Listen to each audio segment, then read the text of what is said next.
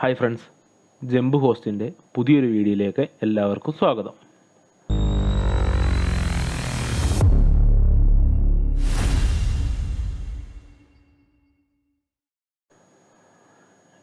ഇന്നത്തെ വീഡിയോ നമ്മുടെ cyber security വീഡിയോയുടെ തുടർച്ചയായിട്ടുള്ളൊരു പുതിയ പാർട്ടാണ്.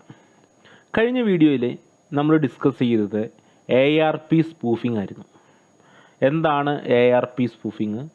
ARP സ്പൂഫ് എന്ന് പറയുന്ന ടൂൾ ഉപയോഗിച്ചിട്ട് എങ്ങനെയാണ് ARP സ്പൂഫിംഗ് ചെയ്യാനായിട്ട് സാധിക്കുക എന്ന് വെച്ചാൽ മാൻ ഇൻ ദ മിഡിൽ എന്ന് പറയും. നമ്മൾ സാധാരണ കമ്മ്യൂണിക്കേറ്റ് ചെയ്യുക നമ്മുടെ റൂട്ടറുമായിട്ടാണ് അല്ലെങ്കിൽ മോഡുമായിട്ടാണ്. അപ്പോൾ അതിൻ്റെ സെൻട്രലായിട്ട് ഹാക്കർ അവിടെ ആവും. അപ്പോൾ നമ്മൾ നേരിട്ടല്ല നമ്മുടെ മോഡുമായിട്ട് കമ്മ്യൂണിക്കേറ്റ് ചെയ്യുക, ഹാക്കറിൻ്റെ PC വഴിയാണ് നമ്മൾ മോഡുമായിട്ട് കമ്മ്യൂണിക്കേറ്റ് ചെയ്യുക. അതാണല്ലോ ARP സ്പൂഫിംഗ് എന്ന് പറയുന്നത്. അതിന് വേണ്ടിയിട്ട് നമ്മൾ 2 ടൂൾ യൂസ് ചെയ്യുന്നുണ്ടായിരുന്നു. 2 ടൂളല്ല, 2 കമൻറ്റ് യൂസ് ചെയ്യുന്നുണ്ട്. ആ കമൻറ്റാണ് ഈ താഴെ കൊടുത്തിരിക്കുന്നത്. നമുക്ക് ഇന്ന് ARP സ്പൂഫിങ് ബെറ്റർ ക്യാപ്പ് എന്ന് പറയുന്നൊരു ടൂൾ ഉപയോഗിച്ചിട്ട് ARP സ്പൂഫിങ് ചെയ്യാം. ഇതാണ് കുറച്ചും കൂടി അഡ്വാൻസ്. ഇപ്പോൾ സാധാരണ നമ്മൾ ARP സ്പൂഫ് എന്ന് പറയുന്ന ടൂൾ യൂസ് ചെയ്യാറില്ല. ബെറ്റർ ക്യാപ്പ് എന്ന് പറയുന്ന ടൂളാണ് കുറച്ചും കൂടി അഡ്വാൻസ് ആയിട്ടുള്ളൊരു ടൂള്. അപ്പോൾ ഈ ഒരു ബെറ്റർ ക്യാപ്പ് എന്ന് പറയുന്ന ടൂൾ ഉപയോഗിച്ചിട്ട് നമുക്ക് എന്ത് ചെയ്യാൻ പറ്റും? ടാർഗറ്റിൻ്റെ പാക്കറ്റുകൾ എന്ന് വെച്ചാൽ ടാർഗറ്റ് കമ്മ്യൂണിക്കേറ്റ് ചെയ്യുന്ന ഡാറ്റകളുണ്ടല്ലോ, അതിനെ പാക്കറ്റുകൾ എന്ന് വിളിക്കാം. ഫ്ലോ ചെയ്യുന്ന ആ ഡാറ്റകളെ നമുക്ക് പാക്കറ്റുകൾ എന്ന് വിളിക്കാം. ഈ പാക്കറ്റ് നമുക്ക് റീഡയറക്റ്റ് ചെയ്ത് വിടാനായിട്ട് പറ്റും. അതേപോലെ ഇപ്പോൾ ആ ഒരു നമ്മുടെ ടാർഗറ്റ് മെഷീൻ നമ്മുടെ മോഡുമായിട്ട് കമ്മ്യൂണിക്കേറ്റ് ചെയ്ത് ഇൻ്റർനെറ്റിലോട്ടാണ് ആക്സസ് ചെയ്യുന്നത്. അപ്പോൾ അവർ യൂസ് ചെയ്യുന്ന സൈറ്റുകൾ, അവർ യൂസ് ചെയ്യുന്ന യൂസർ നെയിമുകൾ, പാസ്വേഡുകൾ, ഇപ്പോൾ അവർ ചില വെബ്സൈറ്റുകളൊക്കെ കയറിയിട്ട് അവരുടെ യൂസർ നെയിമും പാസ്വേഡ് അടിച്ച് ലോഗിൻ ചെയ്യുന്നുണ്ടാവുമല്ലോ. നമുക്ക് അവരുടെ ആ യൂസർ നെയിമും പാസ്വേഡൊക്കെ എന്ത് ചെയ്യാൻ പറ്റും? ക്യാപ്ചർ ചെയ്തെടുക്കാനായിട്ട് പറ്റും. അത് HTTPS എന്ന് പറയുന്ന സൈറ്റുകളിലും പറ്റും. അപ്പോൾ നമ്മൾ വെബ്സൈറ്റ് എടുത്തു കഴിഞ്ഞാൽ 2 സൈറ്റ് വരും.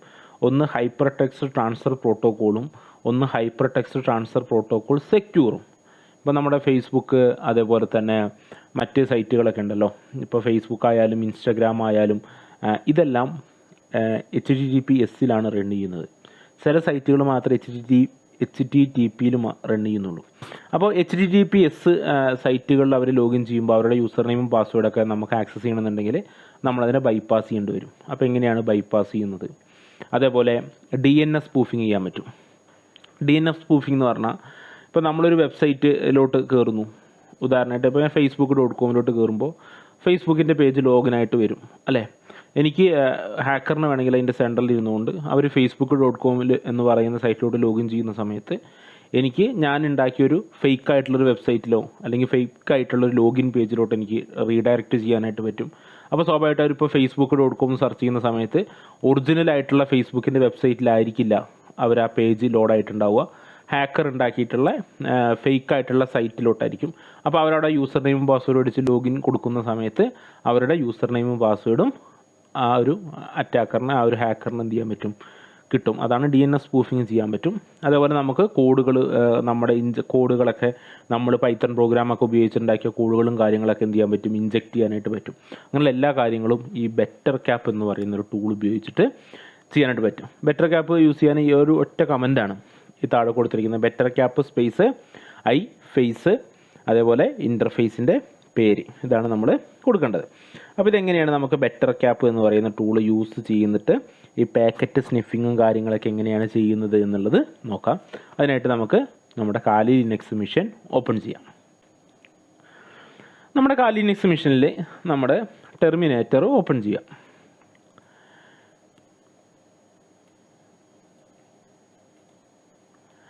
ടെർമിനേറ്റർ നമ്മൾ ഓപ്പൺ ചെയ്തതിന് ശേഷം നമുക്ക് ബെറ്റർ ക്യാപ്പ്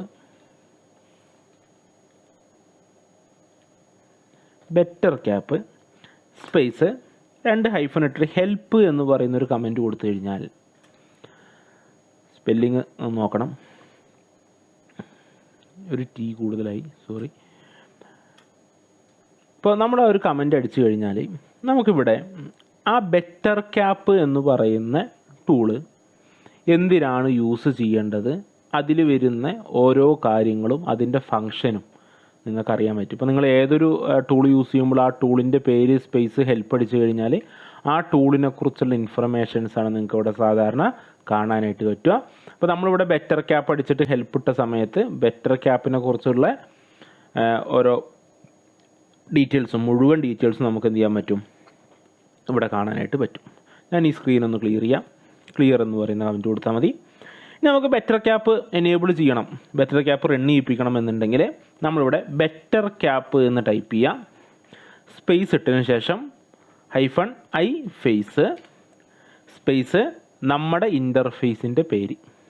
ഇൻ്റർഫേസിൻ്റെ പേര് കണ്ടുപിടിക്കാൻ നമുക്ക് if config എന്ന് പറയുന്ന കമൻറ്റ് യൂസ് ചെയ്താൽ മതി.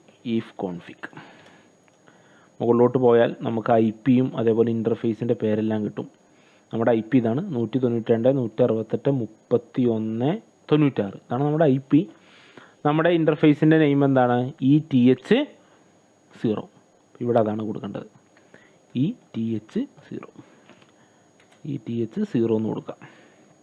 എന്നിട്ട് നമ്മൾ എൻ്റർ കൊടുത്തു കഴിഞ്ഞാൽ താഴത്തെ ഈ ഒരു ഇത് ഞാൻ ക്ലോസ് ചെയ്യാണ്. എന്നിട്ട് നമ്മൾ എൻ്റർ കൊടുത്തു കഴിഞ്ഞാൽ നമുക്ക് അവിടെ ഒരു പുതിയൊരു ഇൻ്റർഫേസ് നമുക്ക് കാണാൻ പറ്റും. അത് ബെറ്റർ ക്യാപ്പിൻ്റെ അകത്ത് കയറിയതാണ്. ഇപ്പോൾ നമ്മളിരിക്കുന്നത് ആ ബെറ്റർ ക്യാപ്പിൻ്റെ അകത്താണ് നമ്മളിരിക്കുന്നത്. ഇവിടെ നമ്മൾ ഹെൽപ്പ് എന്ന് പറയുന്ന കമൻറ്റ് കൊടുക്കുക. ഇപ്പോൾ ഹെൽപ്പ് എന്ന് പറയുന്ന കമൻറ്റ് കൊടുത്തു കഴിഞ്ഞാൽ നമുക്കതിൽ യൂസ് ചെയ്യാൻ സാധിക്കുന്ന കമൻറ്റുകൾ കാണിച്ചു തരും.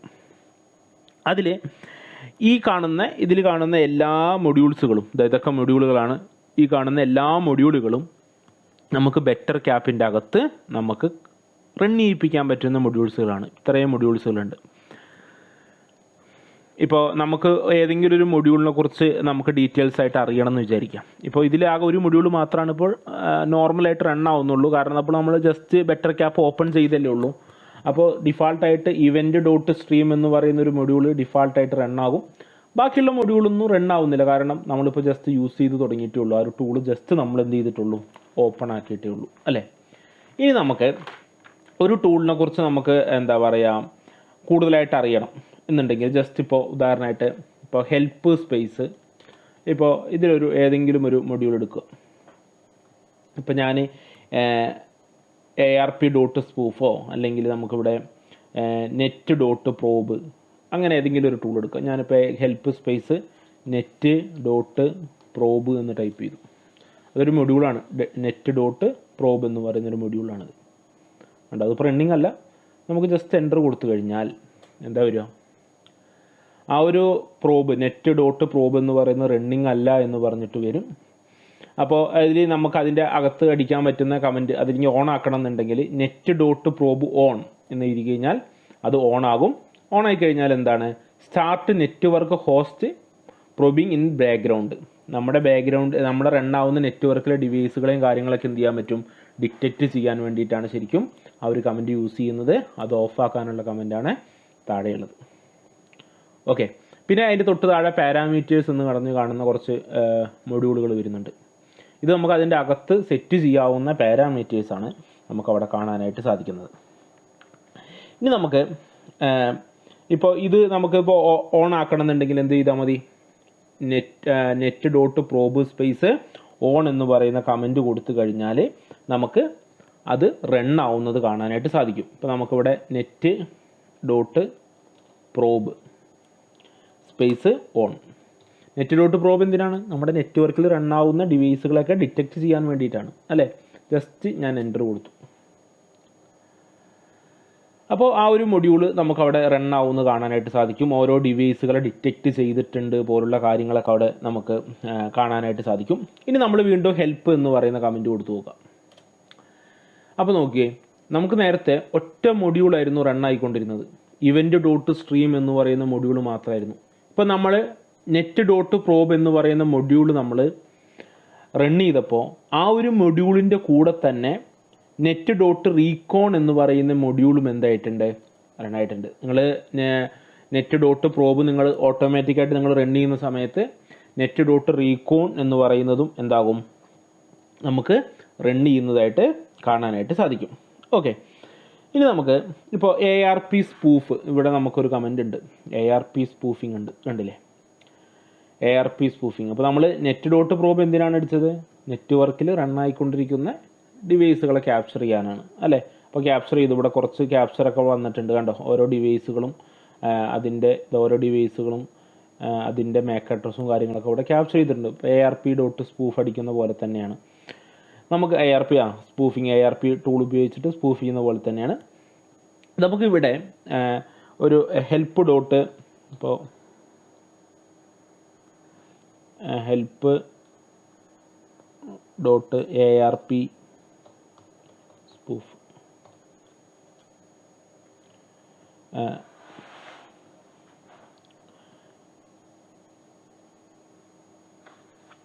നമുക്കിനിവിടെ ഇപ്പോൾ ഹെൽപ്പ് സ്പേസ് ARP സ്പൂഫ് എന്ന് പറയുന്ന കമൻറ്റ് കൊടുത്തു കഴിഞ്ഞാൽ ARP സ്പൂഫ് എന്ന് പറയുന്നത് ഇവിടെ സ്പെല്ലിങ് നമ്മൾ കറക്റ്റായിട്ട് അടിക്കണം. ARP.spoof ആണ്, അതാണ് അത് വർക്കാവ് വരുന്നത്. അപ്പോൾ നമുക്കിവിടെ ഒന്നും കൂടെ അടിക്കാം, ഹെൽപ്പ് സ്പേസ് ARP.spoof. അപ്പോൾ ARP സ്പൂഫിങ് എന്താണ്? ARP സ്പൂഫിംഗ് എന്ന് പറഞ്ഞു കഴിഞ്ഞാൽ നമ്മുടെ നെറ്റ്വർക്കിൽ ഇരിക്കുന്ന ഡിവൈസ്, നമ്മൾ സെലക്ട് ചെയ്യുന്ന ഡിവൈസിനെ നമുക്ക് ടാർഗറ്റ് ചെയ്യാൻ വേണ്ടിയിട്ടാണ് അല്ലേ. നമ്മൾ നെറ്റ് ഡോട്ട് പ്രോബ് എന്തിനാണ്? ഡിവൈസിനെ ഡിറ്റക്റ്റ് ചെയ്യാനും. ARP സ്പൂഫിംഗ് എന്തിനാണ്? നമുക്ക് ടാർഗറ്റ് ചെയ്യാൻ വേണ്ടിയിട്ടാണ് അല്ലേ. അപ്പോൾ നമുക്ക് എന്ത് ചെയ്യാം, ഇനി അത് ഓണാക്കണം എന്ന് വെച്ചാൽ ARP സ്പൂഫിംഗ് നമുക്ക് ഓണാക്കണം. അപ്പോൾ ARP സ്പൂഫിംഗ് ഓണാക്കാനുള്ള കമൻറ്റ് നമുക്കിവിടെ ഓൾറെഡി ഇവിടെ കൊടുത്തിട്ടുണ്ട് അല്ലേ. ARP സ്പൂഫ് ഓൺ ആക്കാൻ ARP.spoof സ്പേസ് ഓൺ ആക്കിയാൽ മതി. ഇപ്പോൾ ഇവിടെ നമ്മൾ ARP.spoof ഓൺ ആക്കണം. അതിന് മുമ്പ് ഇവിടെ പാരാമീറ്റേഴ്സ് കണ്ടോ, ഈ പാരാമീറ്റേഴ്സിന് അവിടെ കുറച്ച് പാരാമീറ്റേഴ്സ് കൊടുത്തിട്ടില്ലേ. ഈ പാരാമീറ്റേഴ്സ് നമുക്കൊന്ന് സെറ്റ് ചെയ്യാനുണ്ട്. അപ്പോൾ ആദ്യം നമുക്ക് പാരാമീറ്റേഴ്സ് സെറ്റ് ചെയ്തതിന് ശേഷം ARP സ്പൂഫ് നമുക്ക് എന്ത് ചെയ്യാം, ഓൺ ആക്കാം. അപ്പോൾ നമ്മൾ സെറ്റ് സ്പേസ് ARP.spoof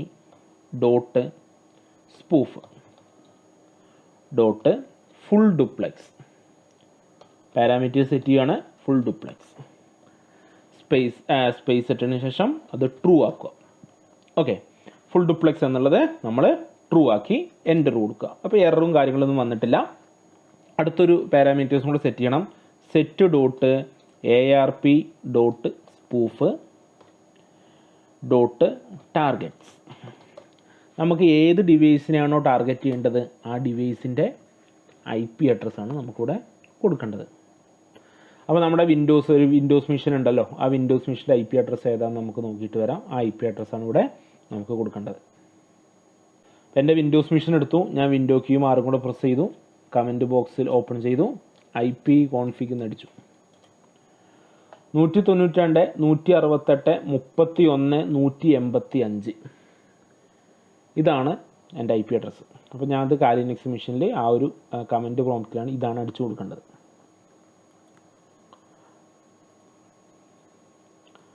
ഇപ്പോൾ നമ്മളിവിടെ 192.168.31.185 അടിച്ചു. ഇപ്പോൾ നിങ്ങൾക്ക് ഒന്നിൽ കൂടുതൽ PC ഉണ്ടെന്ന് വിചാരിക്കാം.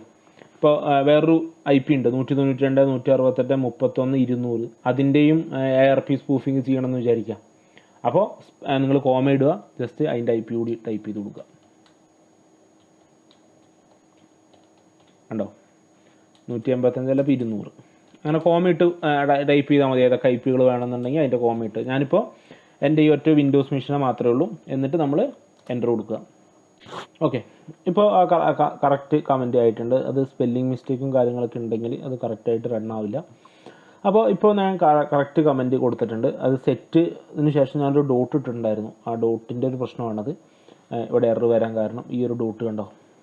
അപ്പോൾ ഡോട്ടില്ല, സെറ്റ് സ്പേസ് എന്നാണ്. അപ്പോൾ ഞാനത് ടൈപ്പ് ചെയ്തതിൽ മിസ്റ്റേക്ക് പറ്റിയതാണ്. അപ്പോൾ നമ്മൾ രണ്ട് കമൻറ്റ് അടിച്ചു. ഒന്ന് set space ARP.spoof full duplex space true, അതിനുശേഷം set space ARP.spoof target space ടാർഗറ്റിൻ്റെ IP അഡ്രസ്സ്. ഇനി നമുക്ക് ARP സ്പൂഫ് എന്ത് ചെയ്യണം, ഓൺ ആക്കണം. അപ്പോൾ ARP.spoof സ്പേസ് ഓൺ. ഇപ്പോൾ ARP സ്പൂഫിങ് എന്തായിട്ടുണ്ട്, ഇവിടെ ഓൺ ആയിട്ടുണ്ട്. ഇനി നമ്മളിവിടെ ജസ്റ്റ് ഒരു കമൻറ്റ് ഹെൽപ്പ് എന്ന് പറഞ്ഞ കമൻറ്റ് അടിക്കാം. ഇപ്പോൾ ഹെൽപ്പ് എന്ന് പറഞ്ഞ കമൻറ്റ് അടിച്ച് കഴിഞ്ഞാൽ നമ്മൾ നേരത്തെ പറഞ്ഞു. ഇപ്പോൾ ഇവിടെ ARP സ്പൂഫിങ് റൺ ആയിട്ടുണ്ട്. ഇവൻ്റ് നേരത്തെ റൺ ആയിരുന്നു. നെറ്റ് ഡോട്ട് പ്രോബും നെറ്റ് ഡോട്ട് റീകോണും എന്തായിട്ടുണ്ട്, ഇവിടെ റൺ ആയിട്ടുണ്ട് അല്ലേ. ഇപ്പോൾ നമ്മുടെ ആ ടാർഗറ്റ് മിഷനെതിരെ ARP സ്പൂഫിങ്ങും കാര്യങ്ങളൊക്കെ എന്ത് ചെയ്യുന്നുണ്ട്, നടക്കുന്നുണ്ട് എന്നുള്ള കാര്യങ്ങൾ നമുക്കിവിടെ മനസ്സിലായി. ഇനി നമുക്ക് എന്ത് ചെയ്യണം, ഇനി നമുക്ക് അവർ ചെയ്യുന്ന കാര്യങ്ങളും ഇതൊക്കെ നമുക്കതിന് ക്യാപ്ചർ ചെയ്തെടുക്കണം എന്ന് വിചാരിക്കാം. അപ്പോൾ അവർ യൂസ് ചെയ്യുന്ന ഡീറ്റെയിൽസും കാര്യങ്ങളൊക്കെ നമുക്ക് ക്യാപ്ചർ ചെയ്തെടുക്കണം എന്നുണ്ടെങ്കിൽ നമ്മൾ ഇതിൽ net.sniff എന്ന് പറയുന്നൊരു കമൻറ്റ് ഉണ്ട്. ഈ ഒരു കമൻറ്റ് ഉപയോഗിച്ചിട്ടാണ് നമ്മൾ ആ ഒരു ടാർഗറ്റ് മെഷീൻ ഉണ്ടല്ലോ, നമ്മുടെ വിൻഡോസ് മെഷീനിൽ അവർ ചെയ്യുന്ന എല്ലാ ഡീറ്റെയിൽസുകളും നമ്മൾ ക്യാപ്ചർ ചെയ്ത് എടുക്കുക. അപ്പോൾ ക്യാപ്ചർ ചെയ്തെടുക്കാനായിട്ട് വേണ്ടിയിട്ട് നമുക്ക് net.sniff എന്ന് പറയുന്നത് ഓണാക്കണം. ഇപ്പോൾ അത് ഓഫാണ്, അത് നമുക്ക് ഓണാക്കാം. അപ്പോൾ അതിന് വേണ്ടിയിട്ട് എന്ത് കൊടുക്കാം, net.sniff സ്പേസ് ഓൺ. ഇങ്ങനെയാണല്ലോ ഓണാക്കുക ഒരു മൊഡ്യൂൾ. ഇപ്പോൾ ആ ഒരു ഇതും എന്ത് ചെയ്തിട്ടുണ്ട്, ഓണായിട്ടുണ്ട് അല്ലേ. ഇനി നമുക്ക് ആ ഒരു ടാർഗറ്റ് മെഷീനിൽ കയറിയിട്ട് നമുക്ക് എന്തെങ്കിലും കാര്യങ്ങളൊക്കെ ഒന്ന് ജസ്റ്റ് സെർച്ച് ചെയ്ത് നോക്കാം. ഇപ്പോൾ ഞാൻ പറഞ്ഞിരുന്നു HTTPS ഉണ്ട്, HTTP എന്ന് പറയുന്ന സൈറ്റ് ഉണ്ട്. അപ്പോൾ നമ്മൾ ആദ്യം HTTP സൈറ്റുകളെയാണ് നമ്മൾ ആദ്യം ക്യാപ്ചർ ചെയ്ത് നോക്കാൻ പോകുന്നത്. അപ്പോൾ ഒരു സൈറ്റ്, ഇപ്പോൾ HTTP വരുന്നൊരു സൈറ്റ് ഉണ്ട്. ഈ ഒരു സൈറ്റിൽ പോവാം. ജസ്റ്റ് ഈ സൈറ്റിൻ്റെ ലോഗിൻ പേജ് ഒന്ന് എടുക്കുക.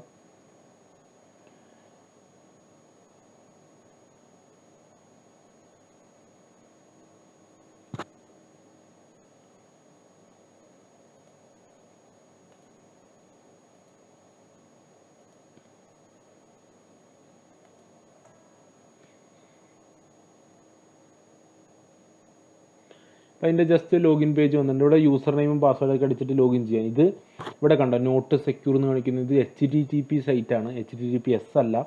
നമ്മുടെ ഫേസ്ബുക്കും ഇൻസ്റ്റാഗ്രാമൊക്കെ HTTPS ആണ്. നമുക്കിതിൽ ജസ്റ്റ് ക്ലിക്ക് ചെയ്ത് കഴിഞ്ഞാൽ ഇവിടെ സൈറ്റ് സെറ്റിങ്സ് പോയി കഴിഞ്ഞാൽ നിങ്ങൾക്ക് അറിയാൻ പറ്റും ഇത് HTTP ആണ്. ഓക്കെ, അപ്പോൾ ഞാനിപ്പോൾ ജസ്റ്റ് ഇതിലൊന്ന് ലോഗിൻ ചെയ്യണം. ഇപ്പോൾ എനിക്കിതിൽ അക്കൗണ്ടൊന്നുമില്ല. അപ്പോൾ ഇവിടെ പറഞ്ഞിട്ടുണ്ട് ടെസ്റ്റും പാസ്വേഡ് ടെസ്റ്റും അടിച്ചിട്ട് ലോഗിൻ ചെയ്തോളാൻ പറഞ്ഞിട്ടുണ്ട്. അപ്പോൾ ഞാൻ ഇവിടെ ഇവിടെ എന്തടിച്ചു, ടെസ്റ്റ് അടിച്ചു, എന്നിട്ട് ലോഗിൻ കൊടുത്തു. അപ്പോൾ ഞാനൊരു യൂസർ നെയിമും പാസ്വേഡൊക്കെ ഉപയോഗിച്ചിട്ട് ഇവിടെ എന്ത് ചെയ്തിട്ടുണ്ട്, ലോഗിൻ ചെയ്തിട്ടുണ്ട്. എൻ്റെ കാലിനെക്സ് മെഷീനിലൊന്ന് പോയി നോക്കാം. ഇപ്പോൾ എൻ്റെ കാലിനെക്സ് മെഷീനിൽ ഇവിടെ കുറച്ച് സ്നിഫിങ് വന്നിട്ടുണ്ട്. നമുക്ക് ജസ്റ്റ് ഒന്ന് നോക്കി നോക്കാം. ഈ സ്ക്രീനൊന്ന് വലുതാക്കാം. അപ്പോൾ ഞാൻ സെർച്ച് ചെയ്ത കാര്യങ്ങളും കയറിയ സൈറ്റുകളും കാര്യങ്ങളൊക്കെ ഇവിടെ നിങ്ങൾക്ക് കാണാനായിട്ട് സാധിക്കും. ഇവിടെ നിന്നാണ് നമ്മുടെ സ്നിഫിങ് തുടങ്ങിയത്. നമ്മൾ മുകളിൽ എനേബിൾ ചെയ്തു, അതിന് ശേഷം നമ്മൾ കുറേ സെർച്ച് ചെയ്തു, സൈറ്റ് കിട്ടാതെ വന്നു, അങ്ങനെയുള്ള പ്രശ്നങ്ങളൊക്കെ വന്നു. അപ്പോൾ അതൊക്കെ ഇവിടെ നിങ്ങൾക്ക് ഫുള്ളായിട്ട് കാണാൻ പറ്റും. കണ്ടോ, ഞാൻ എഡ്ജ് ഓപ്പൺ ആക്കി, എഡ്ജിലാണ് ഞാൻ ഇത് ചെയ്യണം. അങ്ങനെയുള്ള ഡീറ്റെയിൽസും കാര്യങ്ങളൊക്കെ ഇവിടെ വരും. അതേപോലെ തന്നെ നമുക്ക് ഇവിടെ താഴത്തോട്ട് വന്നു കഴിഞ്ഞാൽ ഞാൻ ഓരോ വട്ടവും സെർച്ച് ചെയ്യുമ്പോഴും അല്ലെങ്കിൽ ഓരോ പേജിലോട്ട് ലോഡ് ചെയ്യുമ്പോഴും അതിൻ്റെ എല്ലാ ഇൻഫർമേഷൻസും കാണാനായിട്ട് സാധിക്കും. ഇപ്പോൾ നിങ്ങൾക്ക് ഇവിടെ കുറച്ച് താഴത്തോട്ട് വന്നു കഴിഞ്ഞാൽ ഞാൻ കയറിയ വെബ്സൈറ്റ് ഇവിടെ കാണാൻ സാധിക്കും. കണ്ടോ, ഞാൻ എൻ്റെ വിൻഡോസ് മെഷീൻ്റെ ലാനിൻ്റെ പേരാണ് ഇവിടെ വന്നിരിക്കുന്നത്. അപ്പോൾ ഞാൻ കയറിയ സൈറ്റിൽ നിങ്ങൾക്ക് കാണാനായിട്ട് സാധിക്കും. ഇവിടെ നിങ്ങൾക്ക് കുറച്ച് താഴത്തോട്ട് വന്നു കഴിഞ്ഞാൽ നിങ്ങൾക്ക് കുറച്ച് യൂസർ നെയിമും പാസ്വേഡൊക്കെ ഇവിടെ കാണാൻ സാധിക്കും. ഇവിടെ കണ്ടോ, ഞാൻ കയറിയ സൈറ്റിൻ്റെ പേര് വന്നിട്ടുണ്ട്, അതിൻ്റെ കുറച്ച് ഇൻഫർമേഷൻസ്, ആ സൈറ്റ് വെബ്സൈറ്റ് ഏതാണെന്ന് വന്നിട്ടുണ്ട്. അതേപോലെ തന്നെ അതിൻ്റെ കണക്ഷനും കാര്യങ്ങളും ഒക്കെ വന്നിട്ടുണ്ട്. ഇവിടെ ഞാൻ യൂസർ നെയിം അടിച്ചത് ടെസ്റ്റ് എന്നാണ്, പാസ്വേഡ് അടിച്ചത് ടെസ്റ്റാണ്. ഈ കാര്യങ്ങൾ ഇവിടെ ക്യാപ്ചർ ചെയ്തിട്ടുണ്ട്. നമുക്ക് വേറൊരു യൂസർ നെയിമും പാസ്വേഡ് ഉപയോഗിച്ചിട്ട് ഒന്നും കൂടെ ഒന്ന് ലോഗിൻ ചെയ്ത് നോക്കാം. അപ്പോൾ ഇത് ഞാൻ ലോഗൗട്ട് കൊടുത്തു. ഇനി നമുക്കൊന്നും കൂടെ ലോഗിൻ ചെയ്ത് നോക്കാം.